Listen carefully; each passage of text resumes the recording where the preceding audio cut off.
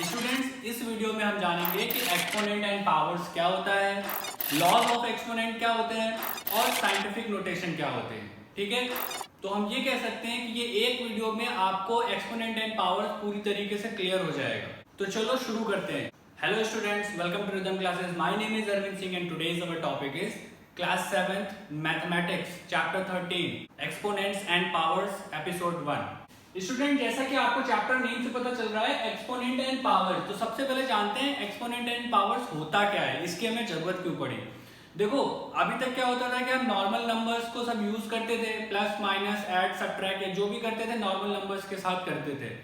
तो उन नंबर्स के साथ जब हमारी मैथमेटिक्स अच्छी खासी चल रही थी तो फिर एक्सपोनेंट एंड पावर्स का यूज क्यों हुआ, मतलब ये क्यों आया हमारे कॉन्टैक्ट में, क्यों ये हमारे सिलेबस में आया, इसको जानने के लिए यहाँ पे आप एक एग्जाम्पल को देखो। जैसे सपोज अगर कभी हमें एक्सप्रेस करना हुआ, मैं लिखता हूं मास ऑफ अर्थ। अब ये मास ऑफ अर्थ है, मान लो हमें इसकी वैल्यू लिखनी है कि मास ऑफ अर्थ क्या है, यानी जो अर्थ है हमारी उसका टोटल वेट क्या है। तो इसका वेट है 5 9 7 0 0 0 0 0 0 0 0 0 0 0 0 0 0। चलो काउंट कर लेते हैं कितने हो गए। 1 2 3 4 5 6 7 8 9 10 11 12 13 14 15 16 17 18 19 20 21 22। और ये क्या है, ये है केजी। अगर इसमें हम कॉमा प्लेस करें तो हमारा कॉमा कुछ ऐसे हो जाएगा। तो देखा स्टूडेंट, ये एक नंबर हमारा बन गया जो कि इतना बड़ा है। तो अब इतने बड़े नंबर को अगर हम लिखेंगे और इसको कैलकुलेट करेंगे, इसके साथ कुछ ऐड करेंगे सब्ट्रैक्ट करेंगे, तो कितना मुश्किल होगा इसको ऐड और सब्ट्रैक्ट करना। यही वजह है कि फिर मैथमेटिशियन ने बैठ के एक छोटा सा तरीका निकाला, एक अच्छा सा ऐसा शॉर्ट मेथड निकाला जिससे हम बड़े बड़े नंबरों को आसानी से कैलकुलेट कर सके, और उसी का एक पार्ट है एक्सपोनेंट एंड पावर्स। ठीक है, अब इसी नंबर को अगर हम एक्सपोनेंट में अगर कन्वर्ट करके लिखेंगे तो फिर ये बहुत छोटा हो जाएगा। ठीक है, तो इसलिए हमें एक्सपोनेंट एंड पावर्स की जरूरत पड़ी कि बहुत बड़े बड़े नंबर्स को हम आसानी से पढ़ सके, उनको समझ सके और उसको कंपेयर कर सके, उसको कैलकुलेट कर सके। तो यहां से हमें एक बात समझ आ गई कि एक्सपोनेंट एंड पावर से हम बड़े बड़े नंबर्स को कैलकुलेट कर सकते हैं इजी तरीके से। ओके, तो अब स्टूडेंट हम देखेंगे इसको हम कैसे कैलकुलेट करते हैं, कैसे यूज करते हैं। ओके, अब इस सीरीज में स्टूडेंट हमारी सेकंड हेडिंग आ जाती है, वो है एक्सपोनेंट्स। अब देखो इसको हम कैसे यूज करते हैं। सपोज हमारे पास मान लो कभी लिखा हुआ है 1000, तो यानी इसको हम कैसे लिख सकते हैं, इस 1000 को क्या हम ऐसे लिख सकते हैं 10 इंटू 10 इंटू 10, बिल्कुल ऐसे लिख सकते हैं। 10 के मल्टीप्लाई में इसको लिख सकते हैं। जब हमने इसको 3 टाइम्स लिख दिया तो क्या हम इसको ऐसे लिख सकते हैं 10 की पावर 3। यानी यहां से हम ये कह सकते हैं कि ये एक बड़ा सा नंबर था जिसको हमने एक छोटे नंबर में कन्वर्ट कर दिया। यानी 1000 डिजिट के नंबर को हमने बस 2 डिजिट का बना दिया उसकी पावर में लिख के। तो इसी को बोलते हैं किसी भी संख्या को उसके एक्सपोनेंट एंड पावर्स में कन्वर्ट कर देना। ठीक है, अब यहाँ पे इसके कुछ पार्ट होते हैं, उसको हम समझेंगे। सबसे पहले देखो, ये जो नीचे लिखा हुआ नंबर होता है इसको हम बोलते हैं बेस। ठीक है, कभी आपको कोई कहेगा बेस तो यानी आप जान जाओगे जो नीचे लिखा हुआ नंबर है, यानी जो 10 का प्लेस है इसको बोलते हैं बेस। और ये जो 3 वाला नंबर है जो ऊपर थोड़ा सा लिखा होता है इसको बोलते हैं एक्सपोनेंट। यानी ये नीचे वाला हो गया बेस और ये ऊपर जो लिखा होता है हल्का सा उसको हम बोलते हैं एक्सपोनेंट। यानी कोई भी नंबर जब हम उसको पावर में लिखते हैं तो बेस और एक्सपोनेंट से मिलकर बना होता है। ठीक है, अब इसको पढ़ते कैसे हैं, इसको पढ़ते हैं हम 10 raised to the power of 3। यानी इसको हम ऐसे पढ़ेंगे 10 raised to the power of 3। अब जब कभी हमें इसको पढ़ना होगा तो इसको बोलेंगे 10 raised to the power of 3। अगर यहाँ 4 होता तो 10 raised to the power of 4। अगर 10 की जगह कोई दूसरा नंबर होता 5 होता तो इसको पढ़ते 5 raised to the power of 3। ठीक है, तो अब जो भी नंबर आएगा इसको हम इस तरह से पढ़ लेंगे। यहाँ पे स्टूडेंट दो चीजें और आप जान लो, इसको जब कभी 3 या 2 पावर होती है तो इसको एक और तरीके से पढ़ते हैं, यानी इसको हम बोल सकते हैं 10 क्यूब्ड। ठीक है, 10 क्यूब का मतलब होगा 10 की पावर 3, ठीक है, यानी 10 रेज टू द पावर 3 को हम 10 क्यूब्ड भी बोल सकते हैं, और अगर यहाँ इसकी पावर 2 होती तो इसको हम बोल सकते थे 10 स्क्वायर्ड, ठीक है। तो ये 10 स्क्वायर्ड 10 क्यूब, यानी जब कभी 10 क्यूब क्या होगा, यानी 10 की पावर अगर कभी 3 हो जाएगी तो इसको 10 क्यूब भी बोल सकते हैं। 10 स्क्वायर यानी 10 की पावर 2 हो जाएगी, यानी किसी भी नंबर की पावर अगर 3 हो जाएगी तो उसको क्यूब बोल सकते हैं, और किसी भी नंबर की पावर अगर 2 हो जाएगी तो उसे स्क्वायर बोल सकते हैं। अदरवाइज हमारे पास ये कॉमन मेथड तो है ही पढ़ने का, जिसको हम किसी भी पावर के लिए ऐसे पढ़ सकते हैं 10 raise to the power of 3। Okay, now student यहाँ पे हम एक नंबर ले लेते हैं और उसको कन्वर्ट करके देखते हैं कैसे कन्वर्ट होता है। मैं छोटा सा एक नंबर ले लेता हूँ, सपोज अगर हमारे पास हो 125 और आपको कोई बोले कि इसको कन्वर्ट करो एक्सपोनेंट एंड पावर्स में, तो कैसे करोगे? तो बहुत ही सिंपल प्रोसेस है।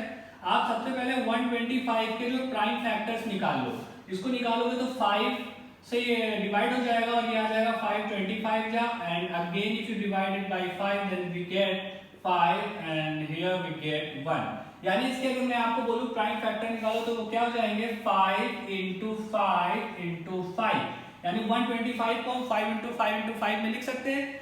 अब यहाँ पे 5 जो कि बेस है, यानी कि जो हमारा नंबर होता है वो एक्चुअली बेस होता है। 5 नंबर है तो 5 बेस हो गया, और कितने टाइम 5 रिपीट हुआ है? 3 टाइम रिपीट हुआ है, 1 2 3, 3 टाइम अगर 5 रिपीट हुआ तो इसकी पावर क्या हो जाएगी 3, यानी इसी को हम बोलेंगे 5 raise to the power of 3, ठीक है।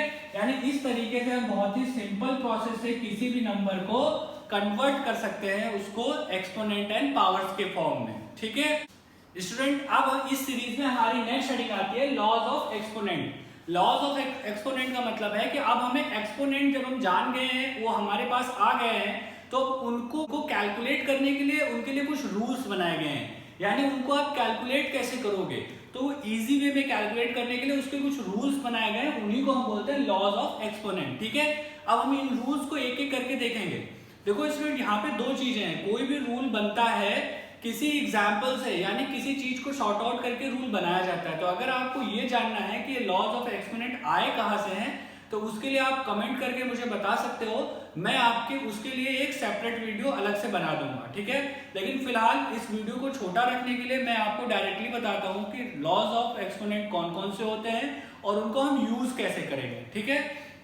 तो सबसे पहले हमारा लॉ आता है इसमें, जो कि बहुत ज्यादा यूज होता है, a raised to the power of m into a raised to the power of n। अगर कभी बेस सेम हो और पावर डिफरेंट हो तो हम इसको कैसे कैलकुलेट करेंगे? इसको करेंगे a raised to the power m plus n, यानी a की पावर m into a की पावर n इक्वल्स टू होता है a की पावर m plus n, ठीक है। यानी इसका यूज कैसे करेंगे देख लो। इसका यूज ऐसा होगा, जैसे कभी लिखा होगा 2 की पावर 3 into 2 की पावर 2। तो अब हमारे पास यहाँ पे देखो एक नंबर जो कि सेम है बेस में, और ये पावर डिफरेंट नंबर से है, तो इसको अगर हमें कैलकुलेट करना होगा तो एक तो तरीका ये है कि आप पहले इसकी पावर निकालो फिर मल्टीप्लाई करोगे, थोड़ा लंबा प्रोसेस है। और एक्सपोनेंट से हम इसको सॉल्व करेंगे तो बहुत ही इजी, हम सीधे ये वाला फॉर्मूला यहाँ पे लगा देंगे।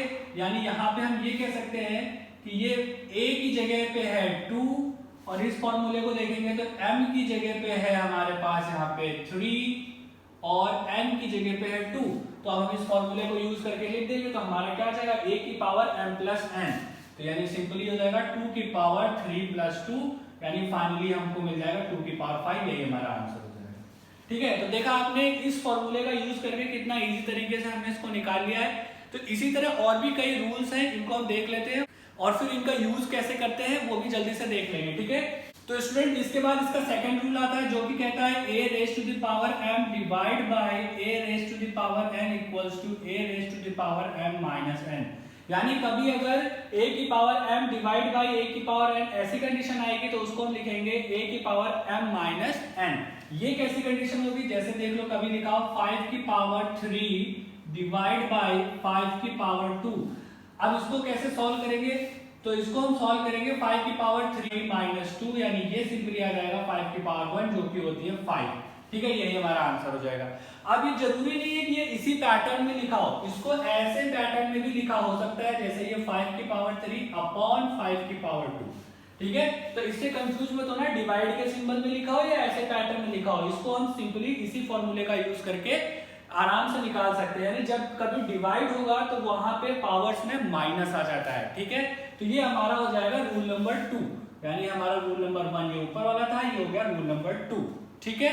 अब देखते हैं स्टूडेंट हमारा थर्ड रूल क्या है। थर्ड रूल हमारा कहता है अगर कभी हो a की पावर m की होल पावर n, तो हम इसको कैसे कैलकुलेट करेंगे, इसको हम करेंगे a की पावर m इंटू n, ठीक है। ये कैसे होगा, जैसे कभी लिखा है 2 की पावर 3 की होल पावर 4, कभी ऐसे लिखा हुआ है, तो इसको हम करेंगे 2 की पावर 3 इंटू 4, ठीक है। जब होल पावर होगी, पावर की भी होल पावर होगी, तो फिर उसको मल्टीप्लाई करते हैं, ठीक है। इसको सॉल्व करेंगे तो जाएगा 2 की पावर 4 3 जा 12, यही हमारा आंसर आ जाएगा, ठीक है। तो ये देखा आपने कितने इजी तरीके से इसको हमने सॉल्व कर लिया। अदरवाइज आप इसको पहले कैलकुलेट करो, फिर उसकी होल पावर 4 निकालो, बहुत लंबा सा क्वेश्चन हो जाता है, ठीक है। इसके बाद स्टूडेंट अगर हम नेक्स्ट रूल की तरफ जाएं जो कि रूल नंबर 4, तो वो कहता है कि अगर कभी लिखा हो a की पावर m इंटू b की पावर m। अब देखो यहाँ पे एक चीज आपको ध्यान देने वाली है, पहले a की पावर n थी मल्टीप्लाई में, अभी a की पावर m इंटू b की पावर m, यानी इस बार बेस बदल जाएगा। और अगर पावर सेम होगी तब हम क्या करेंगे, यानी बेस बदल जाए पावर सेम होगी, तो इसको सिंपली हम कर सकते हैं a इंटू b की पावर m, यानी a और b दोनों की होल पावर m हो जाएगी। ये कंडीशन आप देख लो कैसे आएगी आपकी, जैसे कभी लिखा होगा 2 की पावर 3 इंटू 3 की पावर 3, ठीक है। यानी बेस आपके चेंज है और पावर सेम है, तो इसको हम करेंगे 2 इंटू 3 की होल पावर 3, और इसको सॉल्व करेंगे 2 3 जा 6 की होल पावर 3, यही हमारा आंसर हो जाएगा, ठीक है। तो ये इस तरीके से हम बिल्कुल सिंपल वे में इसको सॉल्व कर सकते हैं, ओके। नाउ स्टूडेंट अब हम अपने नेक्स्ट रूल की तरफ चलते हैं जो कि रूल नंबर 5 है। वो क्या कहता है कि अगर कभी लिखा हो a की power m divide bye b की पावर m। अब इस बार डिवाइड का केस है लेकिन पावर सेम है, तो हम इसको कैसे लिखेंगे, तो इसको भी हम वैसे ही करेंगे जैसे इसमें हमने किया था। इसको सिंपल वे में a डिवाइड बाय b की होल पावर m लिख सकते हैं, यानी पावर एक तरीके से कॉमन हो जाती है इस केस में, ठीक है। यानी जैसे कभी अगर लिखा होगा 5 की पावर 3 डिवाइड बाय 2 की पावर 3, यानी यहाँ पे हमने देखा कि पावर सेम है और बेस अलग अलग है, तो इसको हम कैसे सॉल्व करेंगे, तो ये हो जाएगा 5 डिवाइड बाय 2 की पावर 3, यानी फाइनली हमें यहाँ से मिल जाएगा 5 बाय 2 की होल पावर 3, ठीक है। आपको दोबारा से बताने की जरूरत नहीं है कि ये ऐसे भी लिखा हो सकता है या ऐसे भी लिखा हो सकता है बाय 2 की पावर 3, ठीक है। तो इसमें आप कंफ्यूज मत होना, डिवाइड के केस दो तरीके से होते हैं, या तो डिवाइड के सिंबल के साथ आएंगे या तो अपॉन के सिंबल के साथ आएंगे, ठीक है। तो इससे जैसे भी आपका आएगा आप इजीली सॉल्व कर लोगे, ओके। स्टूडेंट अब हम चलते हैं अपने नेक्स्ट रूल की तरफ जो कि है रूल नंबर 6, और ये बहुत ही इंटरेस्टिंग रूल है, बहुत ही इजी भी है। देखो इसमें होता क्या है कि अगर कोई नंबर लिखा है और उसकी पावर 0 हो जाए तो उसकी वैल्यू हमेशा क्या हो जाती है 1। लेकिन यहाँ पे ध्यान देने वाली बात है कि यहाँ पे जो a है ना वो नॉन जीरो इंटीजर होना चाहिए, यानी a क्या होगा, नॉन जीरो इंटीजर। अब आपको ये समझ नहीं आ रहा होगा नॉन जीरो इंटीजर कोई बहुत बड़ी चीज आ गई, देखो ऐसा कुछ नहीं है। a नॉन जीरो इंटीजर का मतलब है कि a कभी भी जीरो नहीं होना चाहिए, ठीक है। a जीरो होगा तो ये रूल फॉलो नहीं करेगा, अदरवाइज a जीरो के अलावा कोई भी इंटीजर हो, प्लस में हो माइनस में हो, तो ये रूल फॉलो करेगा, ठीक है। तो इसलिए इसको लिख दिया जाता है ताकि आप जीरो के साथ इसको ना लगाओ, बाकी a की जगह यहाँ पे कोई भी इंटीजर हो, चाहे वो प्लस का इंटीजर हो चाहे माइनस का इंटीजर हो, उसके साथ ये रूल फॉलो करेगा। यानी उसकी पावर अगर जीरो होगी तो उसकी वैल्यू क्या बन जाएगी, उसकी वैल्यू बन जाएगी 1, ठीक है। जैसे आप इसका एग्जांपल देख सकते हो, जैसे कभी अगर लिखा हो 5 की पावर 0 तो यानी 1, कभी लिखा हो 7 की पावर 0 यानी 1, कभी लिखा हो 9575 की पावर 0 तो इसकी भी वैल्यू क्या आ जाएगी 1। यानी किसी भी संख्या की पावर अगर 0 हो जाती है तो उसकी वैल्यू क्या हो जाएगी 1, ओके। स्टूडेंट ये तो हमारे हो गए लॉज ऑफ एक्सपोनेंट, ठीक है। लेकिन यहाँ पे नोट में आप एक और चीज याद कर लो, क्योंकि इसमें होता क्या है कि ये बहुत ज्यादा कई बार आपको पूछ लिया जाता है, तो आप ऐसा करो इसको भी देख लो। इसमें होता क्या है कि ये अगर हम देखो 1 की पावर कोई चीज लिखे, 1 की पावर 1, तो आपको पता है इसकी वैल्यू क्या आती है 1। अगर हम 1 की पावर लिखे 500 तब भी इसकी वैल्यू क्या आती है 1। अगर हम 1 की पावर कुछ भी लिख दे तो उसकी वैल्यू क्या हो जाएगी, हमेशा 1 ही होगी। इस केस में हमें कोई कंफ्यूजन नहीं है, ठीक है। लेकिन यहाँ पे कंफ्यूजन कहाँ होता है कि जब कभी लिखा होता है -1 की वैल्यू, अगर -1 की पावर 1 लिखी है तो इसकी वैल्यू क्या हो जाएगी -1, लेकिन -1 की पावर अगर 500 लिखी है तो इसकी वैल्यू हो जाएगी +1। यानी अब हमारे लिए कंफ्यूजन हो गया कि हम कौन से केस में माइनस लगाएंगे, कौन से केस में प्लस लगाएंगे। ठीक है, तो इसके लिए बिल्कुल ध्यान से देखो। सबसे पहले तो प्लस में अगर 1 है तो उसमें तो आपको कंफ्यूजन ही नहीं है, उसमें हर बार वैल्यू किसमें आएगी, प्लस में आएगी। ठीक है, प्लस का सिंबल लिखने की जरूरत नहीं होती। लेकिन माइनस के केस में क्या होता है, माइनस के केस में होता है कि अगर ये पावर हमारी, अगर ये ऑड नंबर है तो उसकी वैल्यू आएगी -1, और अगर ये पावर हमारी इवन नंबर है तो उसकी वैल्यू आएगी +1। यानी हम सिंपली कह सकते हैं -1 की पावर अगर है हमारी ऑड तो इसकी वैल्यू क्या आएगी, -1, और अगर हमारी -1 की पावर है इवन तो इसकी वैल्यू क्या आएगी, हमेशा आएगी +1। ठीक है, अब आपसे कभी कोई कहेगा -1 की पावर 729, बताओ क्या होगा, तो आपने देखा 729 एक ऑड नंबर है तो इसकी वैल्यू आ जाएगी -1। ठीक है, -1 की पावर 4650, तो 4650 एक इवन नंबर है तो -1 की पावर इतनी जब सॉल्व करोगे तो आ जाएगा +1। ठीक है, तो ये चीज हमेशा याद रखना कि अगर इसकी पावर ऑड है तो माइनस में आंसर आएगा, अगर इवन है तो प्लस में। लेकिन ये सिर्फ जो है ना -1 के केस के लिए है, अगर प्लस में केस है यानी +1 है तो आप सिंपली उसकी वैल्यू प्लस नहीं आएगी, और 1 की पावर कितनी भी लिख दी जाए उसकी वैल्यू हमेशा 1 ही आती है। ओके स्टूडेंट, अब इस चैप्टर में हमारी नेक्स्ट हेडिंग है expressing large number in the standard form, यानी लार्ज नंबर को स्टैंडर्ड फॉर्म में एक्सप्रेस करना। अब आप ये सोच रहे होंगे स्टैंडर्ड फॉर्म में करना तो हमने पहले ही सीख लिया है, लेकिन ये वो वाला स्टैंडर्ड फॉर्म नहीं है। यहाँ पे क्या है, यहाँ पे आपको बहुत बड़े बड़े नंबर्स होंगे, उनको आपको स्टैंडर्ड फॉर्म में लिखना होगा। जैसा कि हमने स्टार्टिंग में एक नंबर बताया था, मास ऑफ अर्थ कितना बड़ा नंबर था, तो उसको हम कैसे छोटे नंबरों में लिख सकते हैं वो यहाँ पे आप सीखोगे। ठीक है, इसको हम साइंटिफिक नोटेशन भी कहते हैं, यानी साइंटिफिक नोटेशन मतलब साइंटिस्ट इस तरह की चीजों को यूज करते हैं। ठीक है, यानी साइंटिस्ट अपने नंबर्स को लिखने के लिए इसका यूज करते हैं, इसलिए हम इसको साइंटिफिक नोटेशन भी कहते हैं। तो देखो इसको हम स्टैंडर्ड फॉर्म में कैसे एक्सप्रेस करते हैं, तो इसके लिए सबसे पहले जानो, जैसे कभी कोई नंबर लिखा है 59 तो हम इसको कैसे लिख सकते हैं और तरीके से, तो इसको क्या हम ऐसे लिख सकते हैं 5.9 into 10 लिख सकते हैं कि नहीं, और अगर इसको हम और सिंपल वे में लिखें तो हम इसको ऐसे लिख सकते हैं 5.9 into 10 की पावर 1 लिख सकते हैं। तो ये हमारा एक पैटर्न है लिखने का। अगर कभी लिखा हो 590 तब हम क्या लिख सकते हैं, इसको लिख सकते हैं 5.9 into 100 लिख सकते हैं यहाँ से निकाल के, और इसको अगर हम और ज्यादा सॉल्व करेंगे तो ये 5.9 into 10 की पावर 100 को हम लिख सकते हैं 2। यानी आप देखो इस तरीके से हम पॉइंट डाल के ये 2 जीरो हमने यहाँ से निकाल लिए, और अगर आप इनका मल्टीप्लाई करोगे तो आपको यही मिल जाएगा, और इससे हमने इस नंबर को इस फॉर्म में लिख दिया। ठीक है, अगर कभी कोई बड़ा नंबर आ जाए 59000 तब इसको कैसे लिखेंगे, तो बहुत ही सिंपल है 5.9 into 10,000, यानी कि हम कह सकते हैं 10,000 हो जाएगा, और इसको हम कैसे लिख सकते हैं, इसको हम लिख सकते हैं 5.9 into 10 raised to the power of 4, यानी कि इस नंबर को हम ऐसे भी लिख सकते हैं। ठीक है, तो किसी भी नॉर्मल से लिखने वाले नंबर को इस तरह से लिखना ही आपका साइंटिफिक नोटेशन कहलाता है, यानी इसी को हम कहते हैं स्टैंडर्ड फॉर्म या साइंटिफिक नोटेशन। ठीक है, बेसिकली इसमें हम लिखते कैसे हैं आप ये जान लो कि इसमें हमारा लिखने का पैटर्न कुछ ऐसा होता है, a.bc into 10 raised to the power x। अब देखो यहाँ पे होता क्या है, bc एंड सो ऑन, यानी और भी अगर डिजिट है तो ये सारे डिजिट है, तो अगर यहाँ पे और भी डिजिट है तो इसमें यहाँ पे जुड़ते चले जाएंगे, यानी हमें सिर्फ एक डिजिट को पहले रखना है, उसके बाद पॉइंट लगाना है, फिर जितने डिजिट बचेंगे वो लिखने हैं, उसके बाद 10 की पावर में यहाँ पे कुछ वेरिएबल आएगा, यानी कुछ पावर में लिखेंगे उस नंबर को। ठीक है, तो आप देखो यहाँ पे सारे के सारे हमने ऐसे ही लिखे हैं। अब यहाँ पे दूसरा नंबर नहीं था c तो केवल b आ रहा था, यानी b c d ये जितने नंबर हैं सब इसी गैपिंग में आएंगे, यानी ये फिक्स रहेगा कि a डॉट उसके बाद जितने नंबर होंगे वो लिखे जाएंगे, उसके बाद 10 की पावर में जब बाकी की चीज लिखी जाएगी। ठीक है, तो इसको हम बोलते हैं साइंटिफिक नोटेशन में लिखना, यानी स्टैंडर्ड फॉर्म में लिखना। ओके, अब स्टूडेंट इसके कुछ एग्जांपल देख लेते हैं। सपोज अगर हमारे पास नंबर हो 34300000, तो इस नंबर को हम कैसे लिखेंगे?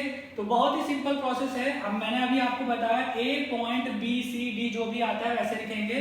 तो सबसे पहले हम इसको अलग करेंगे, इसको हम अलग करेंगे, हो जाएगा 3.43 इंटू, अब यहाँ पे पॉइंट हमने लगाया है तो कितने आएंगे? यहाँ 10 की पावर आएगी 1 2 3 4 5 6, यानी 10 की पावर 6। इस तरह से हम इसको सिंपली लिख सकते हैं। यानी देखो सबसे पहले हमें देखना होगा कि हमारा पॉइंट कहाँ जा रहा है, पॉइंट कितने डिजिट अंदर जा रहा है। जितने डिजिट पॉइंट इस साइड में खिसकेगा उतने ही जो है इसकी पावर हो जाएगी। यानी देखो 0 अभी पॉइंट यहाँ पे रहा होगा, वो गया 1 2 3 4 5 6 डिजिट अंदर गया, तब यहाँ पे पॉइंट आया, तो इसकी पावर कितनी हो गई? 6। यानी ये बहुत ही सिंपल प्रोसेस है इसको करने का, ठीक है। अगर कभी लिखा हो 5879.5, अब इसको अगर हमें शो करना है साइंटिफिक नोटेशन में यानी स्टैंडर्ड फॉर्म में, तो हम सबसे पहले देखेंगे इस नंबर को, सबसे पहले तो एक डिजिट छोड़ के पॉइंट लगा के 8795 जो भी है लिख देंगे इंटू 10 की पावर। 10 की पावर क्या होगी? पॉइंट देखेंगे कितने डिजिट के लिए लेफ्ट साइड में मूव कर रहा है, तो पॉइंट इधर जा रहा है कितने डिजिट के लिए? 1 2 3 डिजिट, तो 10 की पावर कितनी हो जाएगी? 3। यानी जितना पॉइंट हमारा मूव करेगा उतनी ही 10 की पावर ऐड हो जाएगी। तो बहुत ही सिंपल है, इस तरह से आपको डिनोट करना बहुत ही सिंपल वे में डिनोट हो जाता है। ओके स्टूडेंट्स, अब हम आ जाते हैं अपने स्टार्टिंग के क्वेश्चन में। यानी हमने इस चैप्टर की स्टार्टिंग इसी नंबर से करी थी। तो अब देखो इस नंबर को अगर हमें कभी स्टैंडर्ड फॉर्म में लिखना हो या साइंटिफिक नोटेशन में लिखना हो तो हम इसको कैसे लिखेंगे? तो देखो ये नंबर इतना बड़ा है कि इसको कैलकुलेट करना बहुत ही मुश्किल हो जाता है। अगर ये इसी तरह हम लिखें इसको बार बार तो फिर इसको इवन पढ़ना भी काफी मुश्किल हो जाएगा।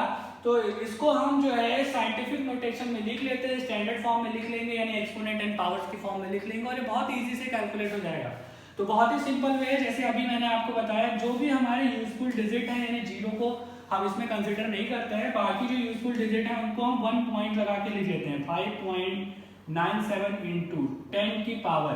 अब 10 की पावर पर रुक गए, 10 की पावर कितनी होगी? जितने डिजिट जो है ना पॉइंट खिसक के अंदर आया होगा। अभी पॉइंट कितने डिजिट आया? अभी पॉइंट यहाँ रहा होगा, इससे कितना शिफ्ट करेगा? 1 2 3 4 5 6 7 8 9 10 11 12 13 14 15 16 17 18 19 20 21 22 23 24 डिजिट के लिए ये अंदर आया, तो इसको हम 10 की पावर 24 लिख देंगे और यही हमारा हो जाएगा मास ऑफ अर्थ, यानी 5.97 into 10 raised to the power of 24 kg।